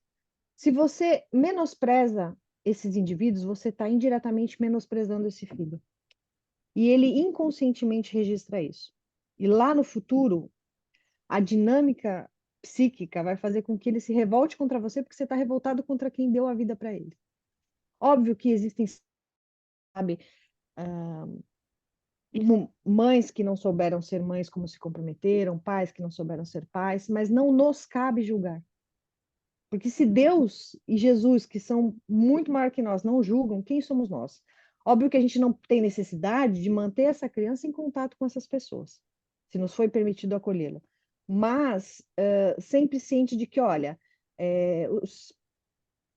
você imagina essa criança passando 9 meses, ouvindo uma voz, sentindo um cheiro, sentindo um gosto, e de repente esse cheiro some. Ele fica sem referência. E o porquê essa referência sumiu faz toda a diferença na evolução desse indivíduo. Então você pode falar, olha, a sua mãe não prestava, ela te largou, e aí você ficou comigo. Que bem traz isso para essa criança que está se formando? Ou ao contrário, falar assim, por algum motivo que a gente não sabe, a sua mãe achou que você ia ser melhor cuidado por mim. E eu sou muito grata pela oportunidade que ela está me dando. Isso já ressignifica completamente para esse espírito. Eu sei que nós somos humanos, às vezes não dá vontade de fazer isso, dá vontade de xingar, como é que usou droga, como é que fez naquilo, como é que não... Mas não nos cabe. E como Joana de Ângeles já dizia, os espíritos que nos são, com os quais nós estamos compromissados, eles vão chegar até nós, seja diretamente pela nossa gestação, ou seja indiretamente por esses indivíduos que infelizmente não estavam emocionalmente prontos para recebê-los, mas biologicamente dispostos a acontecer essa gestação para que esse espírito chegasse até você. E só por essa oportunidade de auxiliar, a gente já tem que ser grato. Eu queria aproveitar e fazer um complemento. Existe um livro também de André Luiz, E a Vida Continua. E dentro de toda aquela trama familiar, há um momento no livro em que há um planejamento reencarnatório para a adoção de um vínculo que já estava se formando. Então, acho que pode ser uma ótima leitura. Para as pessoas que desejam entrar no processo de gestação, existe todo um parâmetro, existem reuniões periódicas de orientação e existem grupos de apoio às mulheres, né, às famílias, né, os pais que adotam, onde são discutidos essa questão da identidade prévia, o respeito da história pregressa. Então, para quem tiver interessado, eu acho que também vale a pena conhecer esses grupos, tá? A gente pode conversar com a gente lá na inscrição no privado, que a gente também orienta. De um modo geral, são junto às varas de infância e juventude, mas a gente conversa aqui no privado. E tá aqui tem mais, a gente talvez tenha que limitar as perguntas, está ficando bom, né? Já está ótimo, aliás, mas aqui Falar a do que a gente Thalita, gosta é fácil, né? né? Minha grande amiga Thalita, nesse momento estou tentando. Já realizamos o procedimento para, acho que é fecundação in vitro? Isso, Ah, tá. fertilização. O que podemos reforçar durante cada ciclo. O PTGA, teste genético, é muito invasivo, dolorido? Para mim, isso é grego. Vamos lá. A primeira coisa, como a gente viu lá no Missionários, não basta óvulo e espermatozoide se juntarem. É preciso ter um modelo organizador biológico para direcionar essas células para formar esse embrião. Então, o que que significa isso? Eu preciso ter um espírito para reencarnar sobre isso. E como a gente viu também no Missionários, esse espírito tem que se aproximar dessa mãe antes mesmo da fertilização in vitro. Então, dentro desse conceito do paradigma médico espírita, se eu pretendo gestar, seja pelo meu corpo, seja pela FIV, ou seja pela adoção, que é uma gestação em outra barriga, eu preciso recepcionar esse espírito. E vamos entender que, na grande maioria das vezes, os espíritos que nós recebemos na nossa família são espíritos com os quais nós temos algum comprometimento, alguma coisa que aconteceu lá atrás que nós vamos vir para resgatar. Porque, queira ou não, na lei divina, não é dente por dente, olho por olho. É vida por morte. Vocês entendem? Então, a primeira coisa que eu tenho que fazer é acolher esse espírito. De que forma que eu acolho um espírito com o qual lá atrás eu falhei? Mostrando que a cada dia eu sou uma pessoa melhor. Então, a primeira coisa, autoconhecimento, automelhoria, conexão com esse parceiro. Lá no Caiba Chuto, da Associação Médico Espírita de São Paulo, quando eu participava, o mentor, a gente fez um trabalho com algumas mulheres que queriam gestar. E ele falava assim, os pais são a parede da casa e o espírito reencarnante é o teto. Esse teto não vai chegar se as paredes não estiverem bem firmes, porque senão a casa desmorona. Outra coisa que ele falava muito, uma gestação tem que acontecer primeiro na mente, depois no coração, para depois acontecer no útero. E eu tenho que mostrar para esse espírito que eu estou disposto a aceitá-lo do jeito que ele vier, não do jeito que eu quero. Por isso que muitas vezes acontece de pessoas que não conseguem engravidar, fizeram fertilização e não deu, quando adotam uma criança, depois engravidam espontaneamente. Por quê? Porque eu estou mostrando para esse espírito reencarnante com o qual talvez eu tenha muitos compromissos, ou que ele tenha muitos compromissos nessa encarnação, porque a gente não sabe como é que vai ser a vida dele aqui quando chegar. E vai precisar do seu apoio. Você está mostrando que, independente dessa criança vir ou não do seu útero, você a aceita com todo amor. Quando ele vê do lado de lá isso, ele fala, pô, essa pessoa realmente mudou. Essa pessoa aí não é aquela que eu conheci, não. Eu estou tranquilo para voltar. Então, o principal é ser cada dia um pai e uma mãe melhor, entendendo que a gestação é só o comecinho. Eu vou ter que pegar esse espírito e direcioná-lo ao Criador ao longo de cada fase. E, ó, não é fácil. Muito pelo contrário, eu falo para gestantes, agora na sua barriga, você sabe onde está, o que está comendo, o que está fazendo. Depois que saiu, cada dia só piora. Então, entender o que é ser pai e o que é ser mãe. O que significa receber esse espírito. Para que ele tenha também essa segurança para voltar. O procedimento de pesquisa genética, ele é feito no embrião, nas primeiros dias de vida. Né? Uma dessas células é pega para pesquisar a genética. Isso no embrião não faz diferença. Tá? A gente sabe que até 6, 8 dias de vida, qualquer injúria que aconteça nesse embrião ou é tão grave que ele não sobrevive ou ele se reestrutura normalmente. Mas a grande pergunta é, o que significa essa pesquisa genética? O que você está oferecendo a esse espírito? Que se ele não for perfeito, ele não é bem-vindo? Ou você está disposta a recebê-lo do jeito que ele vier? Porque a gente não sabe o que foi planejado lá no instituto. Ah, mas aí eu vou lá, biologicamente, geneticamente está tudo ok e tal, nasceu, ultrassom, tudo normal. 2 anos de vida, cai, bate a cabeça e fica paralítico. E aí? Você vai deixar de amar? Então é compreender todo o conceito que está por detrás da chegada de um filho. Muito bom. Aproveitando aqui, já antecipando algumas perguntas, todo esse trabalho que a gente está fazendo, ele vai para o YouTube. Então, isso vai poder ser disponibilizado a outras pessoas que não assistiram, a outras pessoas que quiserem aproveitar esse trabalho nas casas espíritas. E aí, o que que ela falou para a gente, né? Dessas paredes. E eu achei muito interessante a analogia da parede, porque a gente pensa que não estamos mais falando apenas da mãe, mas do quanto a gestação como um todo ela deve ser cuidada pelo pai, pelo apoio da família, né? Então aqui, olha o que é o Felipe aqui pergunta. A evangelização no ventre auxilia o espírito na formação de um homem de bem? Pergunta. Qual a recomendação para a realização desse tipo de evangelização nas casas espíritas? Toda, né? Bom, a gente entendendo que nós estamos recebendo um espírito, a primeira coisa falando sobre essa história da parede, né? É tão importante isso que é uma tarefa que não dá para ser feita sozinha. Por isso que são dois. Independente do casal, se é homoafetivo, se não é, são duas energias. feminina e negativa, dois indivíduos responsáveis, porque a tarefa é muito difícil. É preciso ter um apoio, é preciso ter um suporte, é preciso ter uma congruência. Então, a primeira coisa, para essas paredes se encaixarem, elas precisam conversar muito bem. Porque esse telhado vai fazer questão de desestruturar isso. Pelo simples peso de existir. E criança sabe fazer isso. Então, a gente entendendo que a gente está recebendo um espírito, que obviamente, com exceção de Maria que recebeu Jesus, é um espírito a serem trabalhados, né? São seus núcleos, como diz Eurípides Barçanufo, né?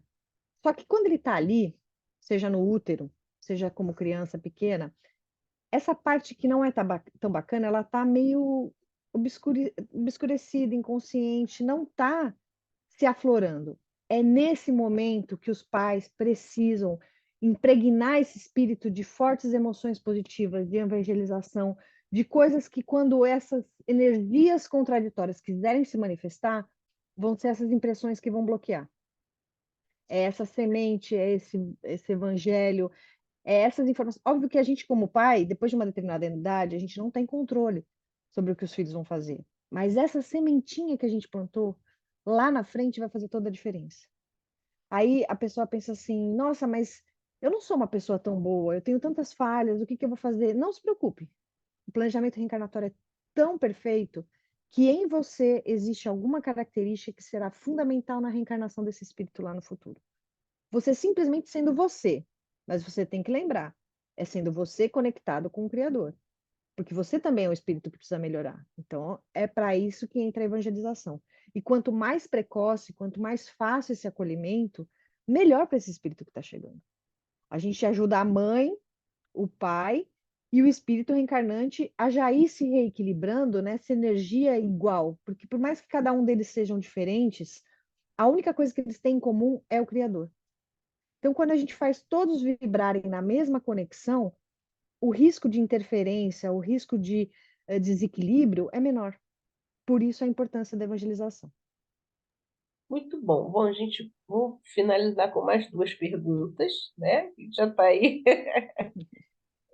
No contexto do SUS, também em outros locais, família, no qual há a chance de encontrar família em estado de uso de drogas, inclusive pesadas. Poderia falar um pouco sobre livros que estejam abordando esse aspecto? Deixa- Olha, infelizmente, livros espíritas, assim, a gente tem algumas coisas na literatura do André Luiz, em alguns livros, algumas gestações que às vezes o pensamento materno acaba eliminando o feto, alguma coisa assim, mas um livro específico sobre o assunto a gente ainda não tem, tá? A gente tem, Ah, desculpa, pode falar, Cristiane, mas eu me lembrei no próprio Missionários da Luz, acho que até tem esse comentário no seu livro do Volpini, sim, sim, né? Que não é exatamente um uso de droga, mas é, mostra a cesarina levando uma vida um pouco desregrada, né? Um sim, pouco a ponto até. de acabar eliminando ele. Mas existe essa interferência, lógico que o abuso das drogas, ela é só o extremo do quanto isso pode ser comprometedor, entendeu? O pensamento, como o caso dela, a emoção, o meio onde eu estou inserida, tudo isso, mas algo específico sobre isso não tem, não. Ok. E aqui, né, a, a Daísa traz aqui uma última, vamos trazer a nossa última pergunta, que há poucos dias ela assistiu uma reportagem de uma mulher grávida de sextuplos. Estou sabendo. Considerando as questões colocadas por você durante a exposição, como pensar no estabelecimento de vínculo da mãe com os bebês, tendo assim quase um time de basquete, ou quase um de futebol, né? Então, esse caso do sextuplo, é, se eu não me engano, foi ela que tomou um indutor de ovulação.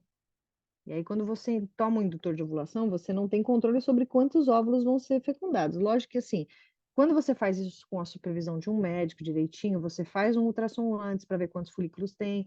Às vezes, em situações como essa, você indica a não ter relação. Então, é muito possível, não estou julgando porque eu não conheço o caso em específico, mas é muito possível que ela tenha feito isso de forma sozinha e optado por deixar ver o que Deus vai fazer, e Deus deu 6. E aí cabe você assumir as responsabilidades dos seus atos, né? Se você tem 6 filhos, você vai ter que vincular e fazer com eles o que der. O que eu sei é que, infelizmente, um deles já foi a óbito. Já estão em 5. Não vai ser uma tarefa fácil. Não desejaria isso para ninguém, mas também sabemos que Deus nunca manda uma cruz maior do que alguém pode carregar, né? Se esses 5 vieram, eles precisavam passar por essa experiência junto, e junto com esses pais, e junto com essa família, e junto com todos os médicos, 32 médicos envolvidos e todo mundo que está nessa história, né? Então, acho que a gente vou trazer aqui uma última pergunta, que acho que saiu um pouco, e de repente, caso alguém não tenha se sentido respondido, a gente sabe que o tema é amplo demais. Quem lê o livro tem muitos detalhes, acho que a Cristiane conseguiu fazer uma boa síntese, mas que cabem os aprofundamentos posteriores por parte de cada um. Mas a Fabiana pergunta: no caso da mãe solo, como fazer a questão das paredes? Ela pensou lá né? Realmente é um pouco mais difícil. Rede de apoio, né? Rede de apoio. Vai ter uma figura masculina que essa criança, a psicologia já diz isso, né? Vai ter uma figura masculina que esse indivíduo vai escolher entre os familiares para ser a referência. Um tio, um padrinho, um primo. É, essa lógica que sobrecarrega essa mãe solo, porque ela não tem com quem dividir, mas ainda assim não se cria. As filosofias mais antigas dizem que é necessário uma aldeia para educar uma criança, né? Então você não tem como fazer isso sozinho, bem feito, né? Tem gente que faz de qualquer jeito, mas quanto mais consciente, mais informações você tem a respeito, mais você é responsável por aquilo que você faz. Mas não se preocupe, acontece, né? Acontece e tudo bem que aconteceu, vamos embora para frente, seguir o que a gente pode fazer. E Sem aí eu vou. culpa. O importante é não ter culpa, porque mãe já tem culpa por natureza. A gente já quer ser perfeita e não tem como ser perfeita. Portanto, o auto-perdão, a autotolerância ajudem muito a não impor isso sobre essa criança, como o Emmanuel falou no começo, eles são um espelhinho que vão refletir o que a gente faz.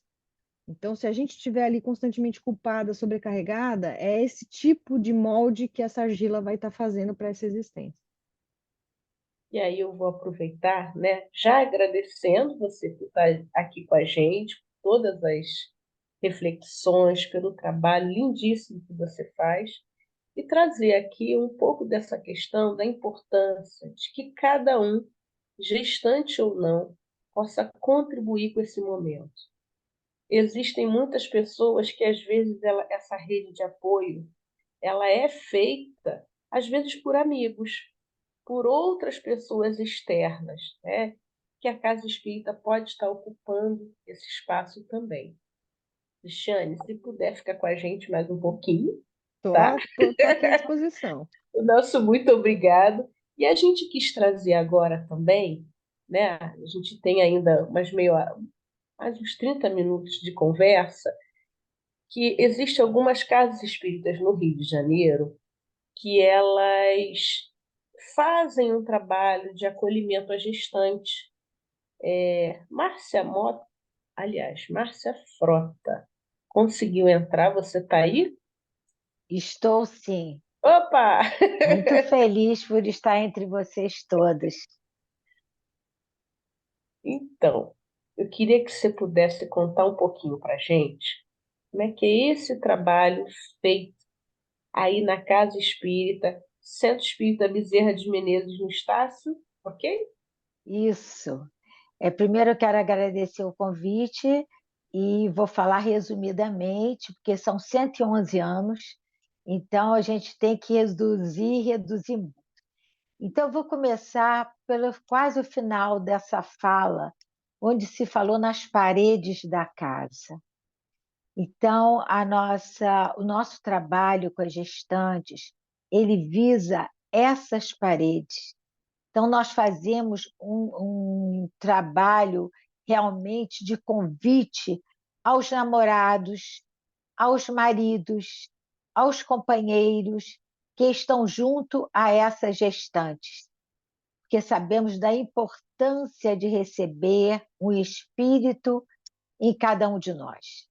Naturalmente, esse nosso trabalho, ele é oferecido de uma maneira com a visão dos valores morais, porque nós respeitamos a todas as religiões que ali se fazem presentes, mas tendo como base a doutrina espírita.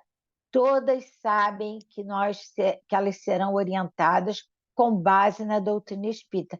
Nós explicamos isso em aberto, e eu vou contar rapidamente a última. Se eu passar do tempo, vocês podem me chamar a atenção, porque dizem que espírita come, mas espírita fala muito também. Então, o que aconteceu? Nesse último trabalho, que nós trouxemos visando o Evangelho, o capítulo 10 e o capítulo 11, nós trouxemos o caso do Miguel. Eu não sei se vocês conhecem o caso do Miguel. O caso do Miguel é uma pessoa, né, que passa por uma determinada situação. Só que nós dividimos em grupos e nós vamos oferecendo o caso do Miguel na visão de cada um. Então, na visão da mãe, na visão de outras pessoas, como garçom, etc. Então, por que nós fazemos isso? No final, eles chegam à conclusão da atitude do Miguel. E nós tivemos um pai que chegou até nós e falou: diante daquela situação, ele já teria dado um soco no Miguel, agredido o Miguel, entendeu? E no final da avaliação a gente vai ver que, na realidade, não foi nada daquilo. Então, nós vamos procurando, dentro desses valores, tendo o julgamento, né?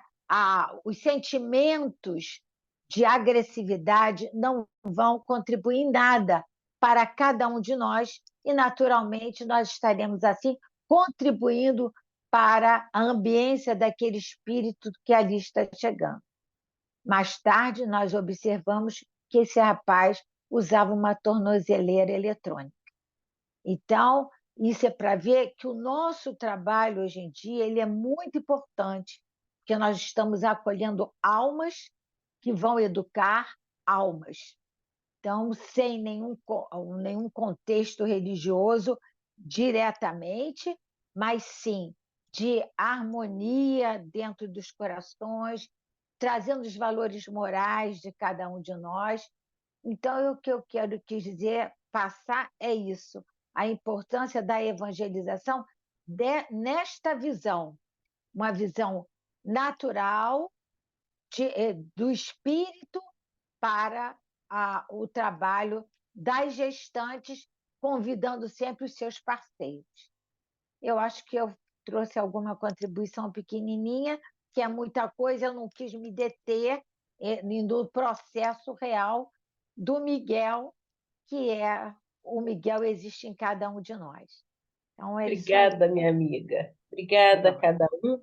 Na verdade, a gente quis trazer esse momento porque nós vemos muitas casas no estado do Rio de Janeiro desenvolvendo um trabalho de reflexão com as gestantes. Então, com temas específicos, com esse apoio sem julgamento.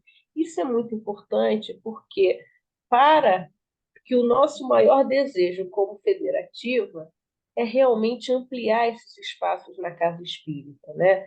Já existem algumas casas que já têm evangelização de bebês, já existem casas que têm uma preparação, um apoio à gestante, que é isso que a gente quer falar dessa grande rede de apoio.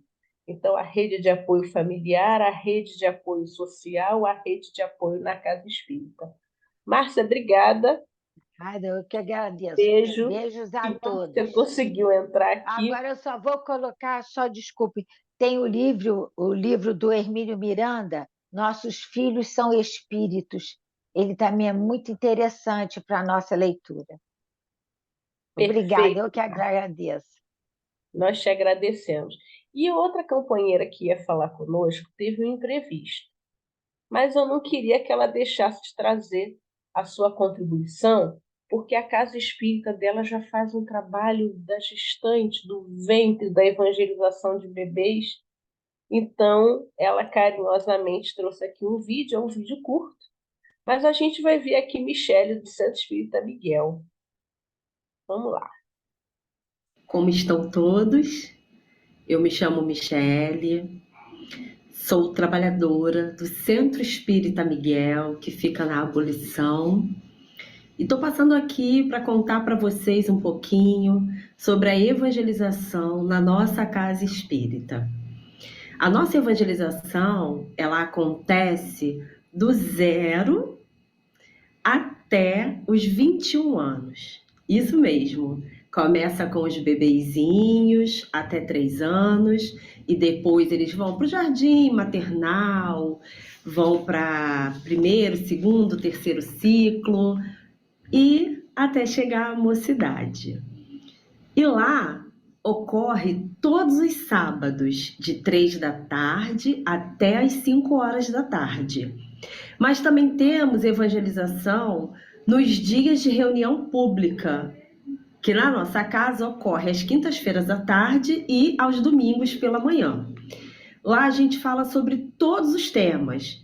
A gente fala com eles sobre a importância da evangelização para o espírito, a gente fala sobre a pluralidade das existências, a gente fala sobre a família na visão espírita, desde os bebês até a mocidade. E, claro, que assim a gente vai adaptando a linguagem para cada ciclo. A gente fala sobre o Evangelho no lar, o Cristo Consolador, o desencarne na visão espírita. São muitos os temas que a gente vai desenvolvendo com eles ao longo do ano. E também temos na nossa casa espírita a evangelização das nossas gestantes, que a gente carinhosamente chama de acolhimento e também de evangelização ainda no ventre. E a evangelização para elas ocorre às quartas-feiras, de 1h30 da tarde até às 4 horas, mais ou menos. Elas chegam lá a cada 15 dias, fazem um lanchinho, né?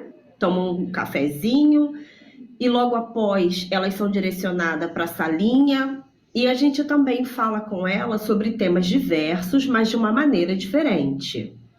A gente fala sobre o que é a casa espírita, quais são os objetivos daquele grupo de gestantes, como funciona, o que a gente oferece, quem nós somos e sobre o que a gente vai conversar ao longo do ano, ao longo daquele tempo de gestação delas, porque elas são acolhidas, preenchem uma ficha. E todo mês elas recebem uma cesta básica de alimentos e quando vai chegando próximo ao 9º mês, a gente monta todo o enxovalzinho para a mãe e para o bebê. Tudo assim é confeccionado também na nossa casa, 80% do enxoval é confeccionado na nossa casa pelas senhorinhas da costurinha, que também acontece toda quarta-feira de 2 às 5. Elas fazem com muito carinho. E ao longo também de todo esse período delas de gestação, a gente vai diversificando os temas. A gente fala do Evangelho com elas, mas também fala sobre doenças sexualmente transmissíveis. A gente fala sobre a gravidez na visão espírita.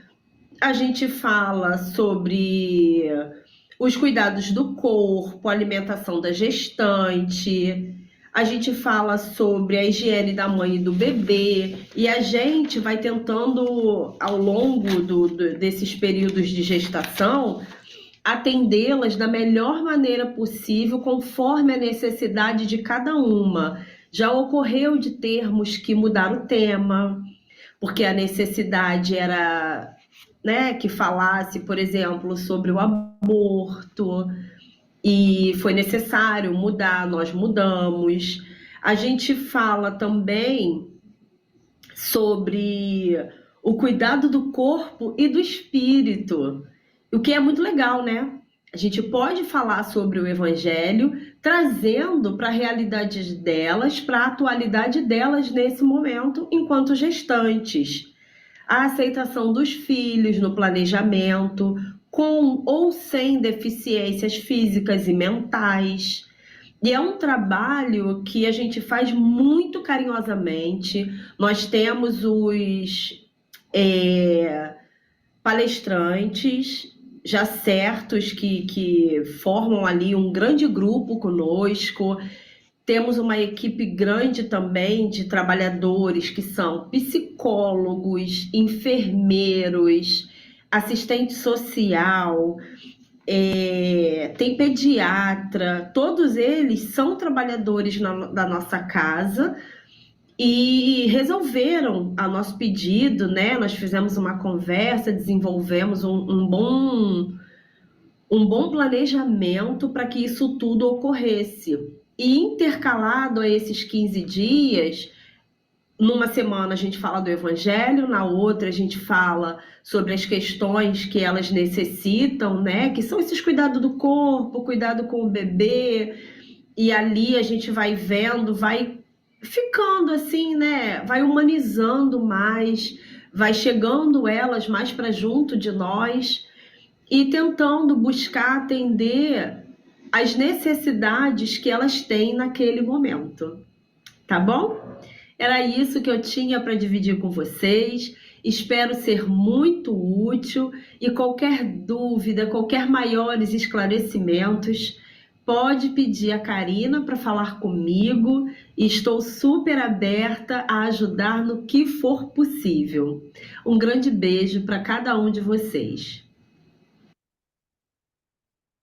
Bom, Michele teve aí um compromisso de última hora, mas a gente fica muito feliz em ver as casas espíritas oferecendo espaços de acolhimento, espaços de trabalho, né? Não apenas uma distribuição da cesta, não apenas uma distribuição de um enxoval, que é muito importante, mas também, né, com certeza, Cristiane, a fala é sua. Cristiane me perguntou aqui se ela pode nos ajudar com perguntas. Pode sim. Eu dei uma olhadinha no chat enquanto Que bom. as amigas falavam, e tem duas coisas que eu acho importante falar bem rapidinho, tá? Porque eu sei que sábado, feriado, né? O pessoal tá também cansado. Uma delas perguntava sobre, eu não vou achar onde está no chat, tá? Só vou dar uma resumida.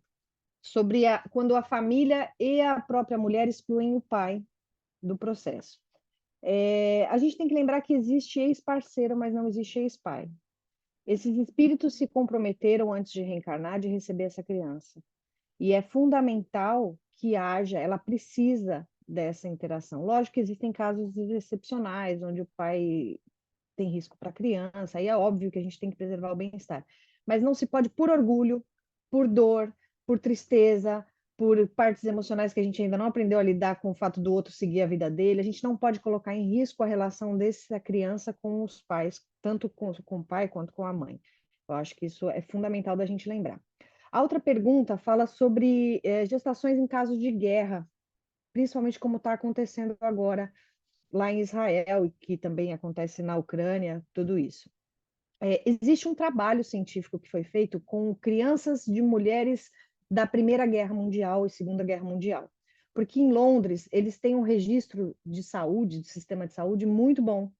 Então, o que eles observaram? Os filhos dessas mulheres lá de 1940, 1900, quando adultos, são indivíduos com mais risco de pressão alta, aumento de colesterol, aumento da glicemia. Por que isso? Porque esse corpo está se formando dentro do útero.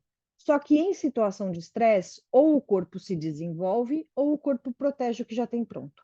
Então, esse estresse nesse momento, em caso extremo como a guerra, ou qualquer estresse, pode comprometer a formação desse corpo, que assim que a criança nasce, nos primeiros anos, não tem consequência, mas lá para frente, aquele fígado, aquele pâncreas, aquele baço que não se formaram adequadamente, podem sim deixar esse indivíduo mais doente. Obrigada, Cristiane. Tinha passado batido por mim. Muito obrigada. E aí, que bom, né? Que bom. Então, gente, acho que era isso.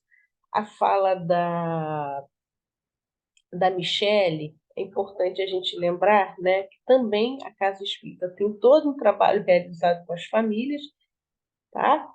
Mas a gente queria aí trazer, nesses 10 minutinhos finais, um presentinho que um amigo meu gravou. Gente, essa música, ela tocava quando eu era adolescente. Vocês têm ideia que faz muito tempo. Mas o título dessa música é Vida. E eu acho que ela pode ser até um recurso para a gente poder utilizar. É da Marielza, foi gravada pelo Renato, que é aqui do Rio. Eu vou trazer aqui para vocês, para a gente relaxar também ouvindo uma música.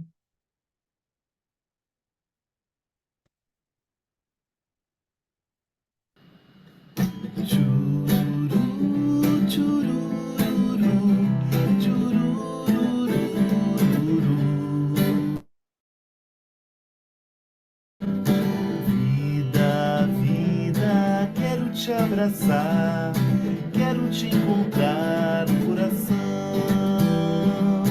Vida, vida, quero te abraçar, quero te encontrar no coração.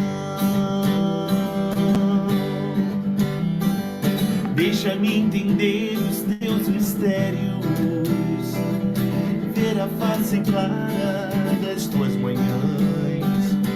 Me permita mergulhar na tua fonte de luz, fonte de luz, fonte de luz. Vida, vida, quero te abraçar, quero te encontrar no coração. Vida, vida, quero te abraçar, quero te encontrar no coração.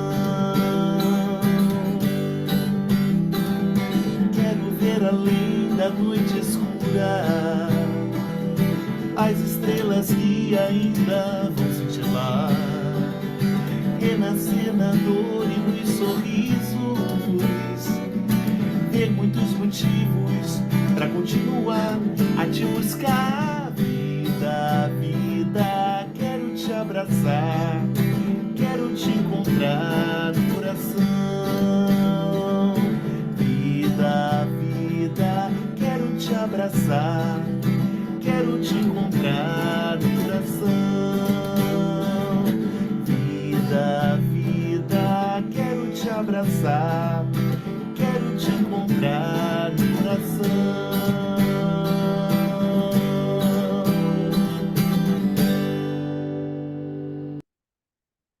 Gente, não é lindo? Essa música eu ouvi, eu tinha 20 anos. Olha, não quero contar a idade, mas já tem 25 anos que eu ouvi essa música. E próximo ao encontro, eu falei, eu quero uma música. Eu me lembrei dela. E aí a gente não tinha gravado. Eu falei, Renato, grava para mim. Ele grava. Então, gente, muito obrigada a presença de cada um de vocês, né? Vamos trazer todo esse trabalho, vai para o YouTube. Obrigada, Cristiane. Obrigada às colaboradoras que vieram contar o trabalho na Casa Espírita. Está chegando no final. A gente vai trazer aqui uma mensagem final e vamos já emendar na nossa prece. Tá? Deixa eu abrir aqui, é bem curtinha. Opa, não projetei. Vamos projetar, vamos voltar. Aqui, ó. Pronto.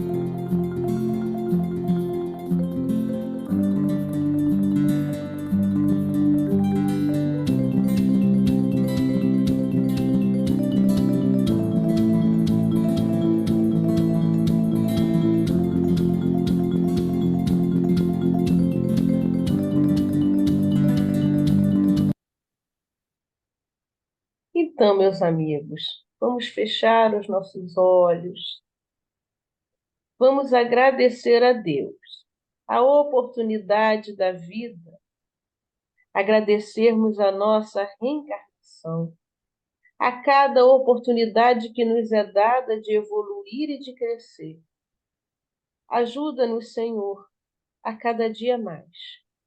Valorizar a família, apoiar a gestante, a infância, a gestação. E trabalhar para que cada vez mais os laços familiares possam ser apertados, fortalecidos, para que juntos possamos trabalhar para um mundo melhor. Abençoe os nossos lares, mas abençoe, Senhor, todos aqueles que neste momento não têm um lar. Ajuda-nos, Senhor, a prosseguir com o ideal maior de valorizar a família. Ajuda-nos, Senhor, a ter o máximo de esforço possível para valorizar a vida. Que Deus abençoe a cada um de nós. Agradecemos a espiritualidade pela permanência, pelo apoio em todo esse evento, pelas intuições que nos chegaram, e que possamos interromper, encerrar mais um trabalho na manhã de hoje, na certeza de que a espiritualidade permanece com cada um de nós. E que assim seja. Seja.